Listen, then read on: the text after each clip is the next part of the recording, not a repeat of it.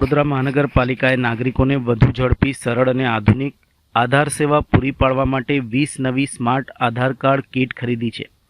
નવી ટેકનોલોજીથી સજ્જ આ કીટ આગામી 20મી જુલાઈથી શહેરની તમામ વોર્ડ કચેરીઓમાં કાર્યરત થશે. પાલિકા તંત્રના જણાવ્યા અનુસાર નવી સિસ્ટમના અમલ બાદ આધાર કાર્ડ સંબંધિત કામગીરીમાં ઝડપ આવશે અને નાગરિકોને લાંબી રાહ જોવાની જરૂર નહીં પડે. આ અંગે માહિતી આપતા અધિકારી શમિક જોશીએ જણાવ્યું હતું કે જૂની કીટમાં 11 કમ્પોનન્ટ્સ હતા, જ્યારે નવી કીટમાં 14 અદ્યતન કમ્પોનન્ટ્સનો સમાવેશ કરવામાં આવ્યો છે.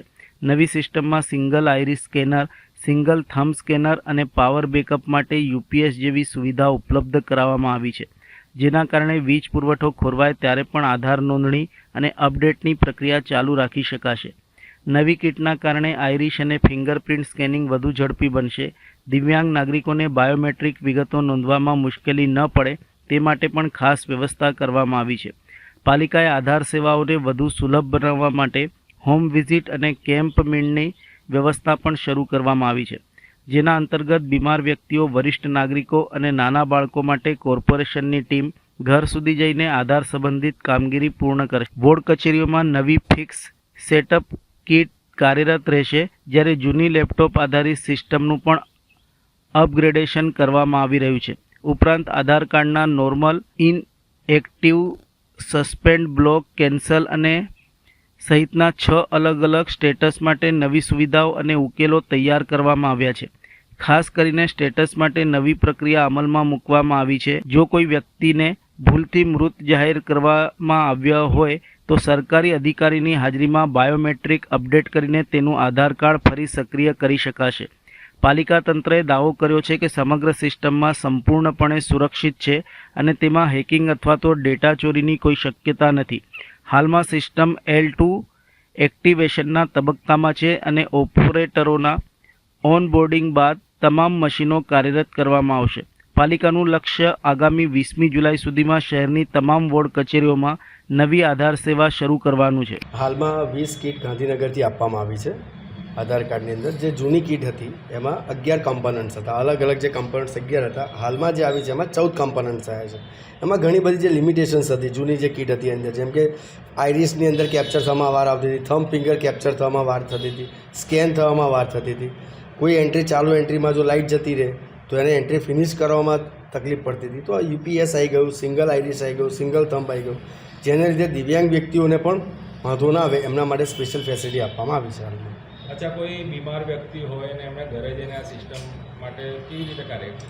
આ સિસ્ટમ તો ફિક્સ સેટઅપથી જવાનું છે વોર્ડ ઓફિસમાં, પણ જે જૂની સિસ્ટમ જે લેપટોપવાળી હતી એને પણ અમે અપડેટ કરી દેવાના છે. અને એ સિસ્ટમનો ઉપયોગ પર્ટિક્યુલરલી અમે કેમ્પ મોડમાં જે બીમાર વ્યક્તિ છે કે નાના બાળકો છે, સુપર સિનિયર સિટીઝન છે, તો એમને ઘરની બહાર ના આવવું પડે, અમે જ એમના દ્વારે પહોંચી જઈશું. કોર્પોરેશન તંત્ર એમના દ્વારે છે, એ રીતે જ અમારી પદ્ધતિ છે અને એ પ્રમાણે જ અમે કામ કરીશું.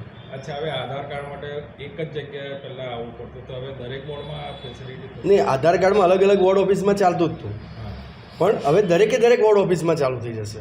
આપણે રવિવારે પણ ચાલુ હોય છે, અઠવાડિયામાં એક દિવસ બંધ હોય છે, જે તે ઓપરેટરની અનુકૂળતા પ્રમાણે જે તે અલગ અલગ વોર્ડ ઓફિસમાં અમે એક દિવસની રજા ડિક્લેર કરતા હોય છે, એની સામે અમે રવિવારે ચાલુ રાખતા હોય છે.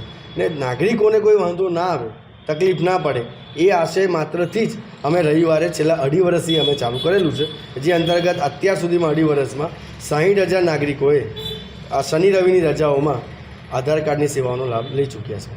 AIનો યુગ છે, આ મશીનમાં AIની ફેસિલિટીઝ? હા, AIની ફેસિલિટીઝ છે, પણ ટોટલી નોન હેક છે. કોઈ એનો હેકિંગ તરીકે ઉપયોગ ના કરી શકે, ડેટા ચોરી ના શકે. આ ખૂબ જ લોખંડની સુરક્ષાવાળી પદ્ધતિ છે, એમાં કોઈ પણ પ્રકારનું હેકિંગ શક્ય નથી. અચ્છા, કોઈ દિવ્યાંગ બાળક હોય કે કોઈ વ્યક્તિ હોય એના માટે આ કેટલું ઉપયોગી છે? એના માટે દેખો, હું તમને સાવ છું, તમે આ સવાલ પૂછો, આપના માધ્યમથી બહુ ક્લિયર કરી દઉં કે જૂની સિસ્ટમમાં ફરિયાદો પણ આવતી હતી, અમારા તરફથી પણ પ્રશ્ન રેઝ કરવામાં આવતો હતો કે જે થમ્બ આઈરિસ જે છે એને કેપ્ચરિંગમાં વાર લાગે છે. આ જે નવી કીટ આવી છે એમાં કેપ્ચરિંગમાં વાર નહીં આવે. બીજું કે દિવ્યાંગ બાળકો માટે એક્સેપ્શનલ કેસ જે આવતા હોય તો એનો આ રીતે એક ફોટો લેવાનો આવતો હોય, તો ઘણી વખત કેવું થતું હોય કે ભાઈ ઘણા લોકો એનો મિસયુઝ કરતા હતા. અમારા ધ્યાનમાં પણ એવી બધી બાબતો આવી હતી, જો કે વોર્ડ ઓફિસની અંદર એ બાબતો શક્ય બની નથી, કારણ કે વોર્ડ ઓફિસમાં અમારું પર્સનલ લેવલ 3 લેયરનું ચેકિંગ હોય છે. દરેક ઓપરેટર જે કોર્પોરેશનના છે વેલ ટ્રેન્ડ છે, દર 15 દિવસ અમે એમને ટ્રેનિંગ આપતા હોય છે. તો અમારા ધ્યાનમાં એ વાત આવી હતી કે ભાઈ મારી સિનિયર સિટીઝન છે કે નાનું બાળક છે તો એની આંખો નથી આવતી, તો કે 4 ટ્રાયલ લઈ લો.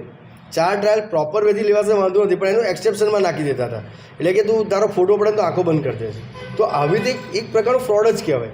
તો એ બધી દુર્ગતિ ટાળવા માટે અત્યારે સિંગલ આઈ પણ આવી ગઈ છે. એટલે સિંગલ આઈનું પણ આપી દીધું છે, જે હું આપણે બતાડી શકું છું. અને આ સિંગલ થંબ પણ આવી ગયું છે. તો એ પણ એની અંદર આપણે એ ફેસિલિટીનો પણ આપણે એની અંદર ઉપયોગ કરી શકીશું. બીજું, આધાર કાર્ડની અંદર નવા સ્ટેજ છે. એકચ્યુઅલી આધાર કાર્ડ 6 સ્ટેજનું છે. એક આધાર કાર્ડ નોર્મલ છે, બીજું આધાર કાર્ડ ઇનએક્ટિવેટ છે, ત્રીજું આધાર કાર્ડ સસ્પેન્ડ છે, ચોથું આધાર કાર્ડ બ્લોક થયું છે, પાંચમું આધાર કાર્ડ કેન્સલ થયું છે, છઠ્ઠું છે આધાર કાર્ડમાં સીઝ એ સ્ટેટસ આવે છે. તો આ પહેલું નોર્મલ છે, મીન્સ આપણા બધાનું ચોક છે. દર 10 વર્ષે બાયોમેટ્રિક અપડેટ કરાવવું જરૂરી હોય છે. બીજું છે આધાર કાર્ડ ઇનએક્ટિવેટ, ત્રીજું છે આધાર કાર્ડ સસ્પેન્ડ. તો આ બંનેની અંદર કરવા માટે, એનું એક્ટિવેટ કરવા માટે, રીએક્ટિવેટ કરવા માટે ઓલરેડી જે નવું યુસી વર્ઝન આવ્યું છે, આ નવી કિટની અંદર એની ફેસિલિટી આપી દેવામાં આવી છે. જે આધાર કાર્ડ બ્લોક થઈ ગયું છે, તો મોબાઈલ નંબર એના માટે જરૂરી છે. તે લોક થયું છે, એને અનલોક કરવાની યુસી ફેસિલિટી એની અંદર આવી ગઈ છે. પાંચમું જે છે કેન્સલ થઈ ગયું. જો કેન્સલ થઈ ગયું છે તો કમ્પલસરી એને નવું જ આધાર કાર્ડ બનાવવાનું આવશે. હવે છેલ્લું આવશે સીઝ. આ નવું એક આવ્યું છે. આ સીઝનો મિનિંગ શું થાય કે વ્યક્તિ મૃત ઘોષિત થઈ ગઈ છે. વ્યક્તિ હયાત છે તો મૃત ઘોષિત થઈ ગઈ છે.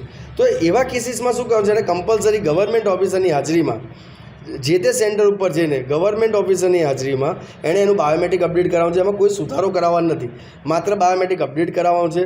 ગવર્મેન્ટ ઓફિસરનું કન્સલ્ટ લેવાનું છે. ગવર્મેન્ટ ઓફિસરે પોતાના ઈમેલ આઈડીથી, જે માન્ય ઈમેલ આઈડી યુઆઈડીએ તરફના છે, એમાં મેલ કરવાનું છે કે આ વ્યક્તિએ હયાત છે અને મારી હાજરીમાં બાયોમેટ્રિક અપડેટ કરાવેલું છે, તો એમના આધાર કાર્ડને સીઝમાંથી એક્ટિવેટ કરી આપવું. આ એક નાની પ્રોસિજર છે, જેથી નાગરિકોને કોઈપણ પ્રકારની નાનામાં નાની તકલીફ પડે એનું સોલ્યુશન કરવા માટે આ નવી સિસ્ટમ અને નવું વર્ઝન આવી ગયું છે. અમારી ગણતરી છે 20 જુલાઈથી અમે કાર્યરત દરેક વોર્ડમાં કરી દઈશું. કારણ કે આ સિમ્પલ પ્લગ એન્ડ પ્લે નથી, એમાં ઘણા બધા સેટઅપ કરવાના છે.